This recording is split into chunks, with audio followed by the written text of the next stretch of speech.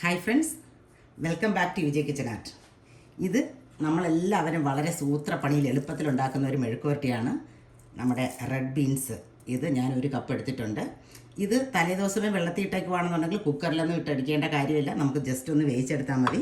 ഇതിപ്പോൾ ഞാൻ കുതിർക്കാനിടാത്തത് കാരണം ഒരു കുക്കറിലിട്ടിട്ട് ഒരു 4 വിസിലടിക്കുകയാണ്. അപ്പം നമ്മൾ ആ കുക്കറിലേക്ക് ഒരിച്ചിര ഉപ്പും ശകലം മുളക് പൊടിയും കൂടെ നമുക്ക് ഇട്ട് കൊടുക്കാം. സാധാരണ മുളക് പൊടിയും കൂടെ ഇട്ട് ഒന്ന് വേവിച്ചെടുക്കാം.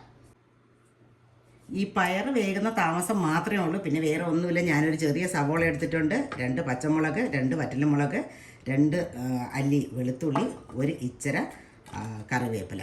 നമുക്ക് ആദ്യം ഇതൊക്കെ ഒന്ന് നുറുക്കിയെടുക്കാം. അപ്പോൾ ഞാൻ അടുപ്പ് കത്തിച്ച് ഒരു പാൻ അടുപ്പത്ത് വെച്ചിട്ടുണ്ട്. നേരത്തെ എടുത്ത് വെച്ചിരുന്ന സാധനങ്ങളെല്ലാം നുറുക്കി വെച്ചിട്ടുണ്ട്. ചെറിയ സവോള, വെളുത്തുള്ളി, ബാക്കിയെല്ലാം ഞാൻ നുറുക്കി വെച്ചിട്ടുണ്ട്.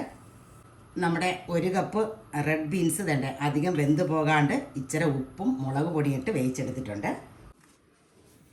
പാൻ ചൂടായി കഴിയുമ്പോഴത്തേക്കും ഇച്ചിരി വെളിച്ചെണ്ണ ഒഴിച്ച് കൊടുക്കാം. എണ്ണ ചൂടാകുമ്പോൾ ഇച്ചിരി കടുക് ഇട്ട് കൊടുക്കാം. കടുക് പൊട്ടിത്തുടങ്ങുമ്പോൾ ഇച്ചിരി പെരുംജീരകം, ഫെന്നൽ സീഡ് ഇട്ട് കൊടുക്കാം.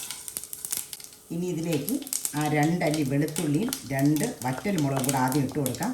അത് നല്ലവണ്ണം മൂത്ത ശേഷം മതി ബാക്കി ഇടുന്നത്. എല്ലാം നല്ല ചുമന്ന് നല്ല മണമായിട്ടുണ്ട്. അപ്പം ഇങ്ങനെ വെച്ച് നോക്കിയിട്ടില്ല എങ്കിൽ എല്ലാവരും ഇങ്ങനെ ഒന്ന് വെച്ച് നോക്കണം. വളരെ ടേസ്റ്റി, നല്ല മണമാണ് കേട്ടോ. ബാക്കിയെല്ലാം കൂടെ നെട്ട് കൊടുത്തിട്ടുണ്ട്. നമുക്കിനി ഒരു ഇച്ചിരി ഉപ്പിട്ട് കൊടുക്കാം. പയറിൽ നമ്മൾ ഉപ്പിട്ട് പുഴുങ്ങിയതാണ്, അതുകൊണ്ട് ഒത്തിരി വേണ്ട. ഈ ഉള്ളി ഒന്ന് നല്ലവണ്ണം വഴണ്ട ശേഷം പയറിട്ടാൽ മതി. നമ്മുടെ ഉള്ളി നല്ലവണ്ണം വഴണ്ട് വന്നിട്ടുണ്ട്. ഇനി ഇതിലേക്ക് നമ്മുടെ പയറിട്ട് കൊടുക്കാം.